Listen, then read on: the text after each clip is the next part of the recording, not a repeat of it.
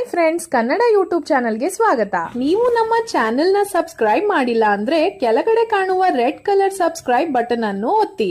ಹಾಗೂ ನಾವು ಮಾಡುವ ಎಲ್ಲಾ ವಿಡಿಯೋಸ್ ನ ನೋಡ್ಬೇಕಂದ್ರೆ ಪಕ್ಕದಲ್ಲಿರುವ ಬೆಲ್ ಬಟನ್ ಅನ್ನು ಕ್ಲಿಕ್ ಮಾಡಿ. ಮೋದಿ ಸರ್ಕಾರದ ಕೊನೆಯ ಬಜೆಟ್ ಅನ್ನು ಪಿಯೂಷ್ ಗೋಯಲ್ ರವರು ಮಂಡಿಸಿದ್ದಾರೆ.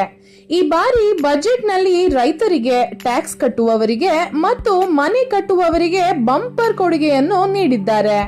ಯಾರ್ಯಾರಿಗೆ ಯಾವ ಲಾಭ ಆಗುತ್ತೆ ತಿಳಿದುಕೊಳ್ಳುವ ಮುನ್ನ ಈ ವಿಡಿಯೋವನ್ನು ತಪ್ಪದೇ ಲೈಕ್ ಮಾಡಿ.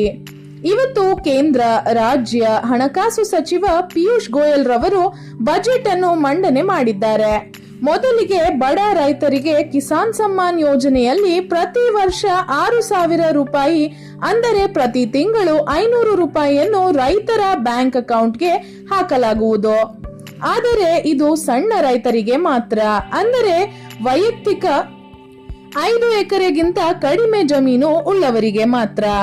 ಜೊತೆಗೆ ಇಲ್ಲಿನವರೆಗೆ ವೈಯಕ್ತಿಕ ಆದಾಯ ಅಂದರೆ ಇನ್ಕಮ್ ಟ್ಯಾಕ್ಸ್ ಮಿತಿ 2.5 ಲಕ್ಷ ರೂಪಾಯಿ ಇತ್ತು. ಈಗ ಅದನ್ನು 5 ಲಕ್ಷ ರೂಪಾಯಿಗೆ ಏರಿಸಲಾಗಿದೆ.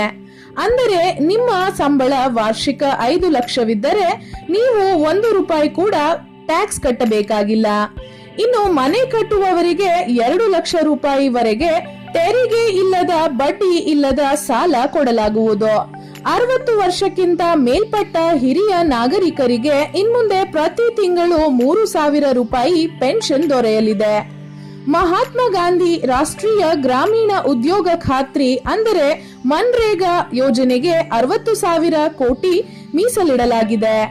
ಜೊತೆಗೆ ಮನೆ ಬಾಡಿಗೆಗಳ ಮೇಲೆ ಸೆಸ್ ದರಗಳನ್ನು ಇಳಿಕೆ ಮಾಡಿದ್ದಾರೆ. ಈ ರೀತಿ ಇನ್ನು ಹಲವಾರು ಹೊಸ ಯೋಜನೆಗಳನ್ನು ಮೋದಿ ಸರ್ಕಾರವು ಈ ಬಜೆಟ್ ನಲ್ಲಿ ನೀಡಿದೆ. ನಿಮಗೆ ಮೋದಿಯವರ ಈ ವರ್ಷದ ಬಜೆಟ್ ತೃಪ್ತಿ ತಂದಿದೆಯಾ? ಎಸ್ ಆರ್ ನೋ ಅಂತ ನಮಗೆ ಕಮೆಂಟ್ ಮಾಡಿ ತಿಳಿಸಿ. ಹಾಗೆ ಈ ವಿಡಿಯೋವನ್ನ ತಪ್ಪದೇ ಎಲ್ಲರಿಗೂ ಶೇರ್ ಮಾಡಿ. ಧನ್ಯವಾದಗಳು.